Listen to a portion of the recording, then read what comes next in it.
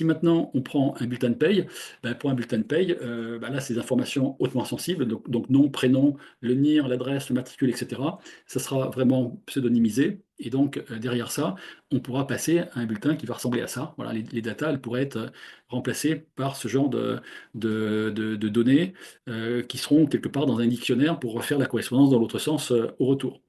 Et donc, quelque part, on peut aussi derrière, une fois qu'on a anonymisé ou pseudonymisé, on va pouvoir mettre le fichier dans ChatGPT si on veut ou dans un autre LLM et taper un prompt comme celui que j'ai indiqué là. Donc résume, analyse ce bulletin de paye, résume les éléments clés voilà, du bulletin, vérifie la cohérence brute nette des charges, détecte des anomalies, etc., etc. Donc tout ça, une fois que c'est OK, on peut se faire plaisir, y compris dans le ChatGPT qui va partir sur la toile.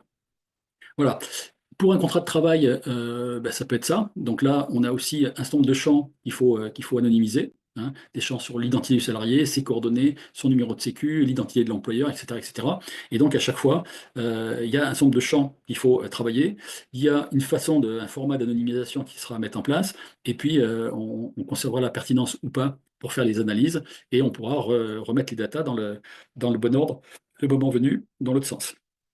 Voilà, analyse possible, ben, on peut faire des tas d'analyses. Alors là, j'ai donné beaucoup plus d'exemples sur ce type sur un contrat de travail, parce que c'est quand même un document qui est très riche, hein. Et donc là, on peut faire des analyses juridiques sur des datas un peu structurées, sur du pilotage RH, voilà, on peut faire énormément de choses.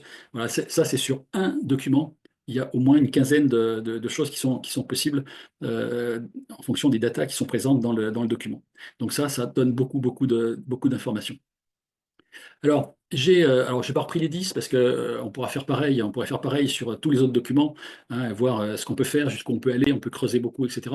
Là déjà, ça vous donne un certain nombre d'idées. La CNIL a fabriqué des fiches pratiques qui ont été reprises par un cabinet d'avocats, hein, qui est le cabinet Hashtag, entre autres, et un autre cabinet, je crois qu'il s'appelle Pinacle.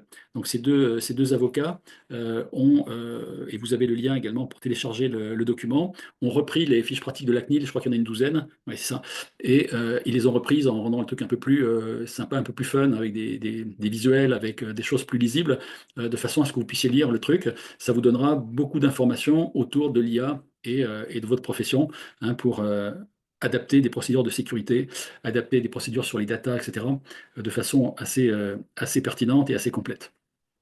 Alors, comme je vous l'ai dit, on va bosser, et on est en train déjà de bosser, sur un outil d'anonymisation de data multiples, donc toutes sortes de data, hein. Je vous dis des FEC, des bulletins de paye, des DSN, des contrats de travail, d'autres types d'outils bureautiques qui peuvent être en Word, en PDF, etc. Ça peut être des fichiers Excel, ça peut être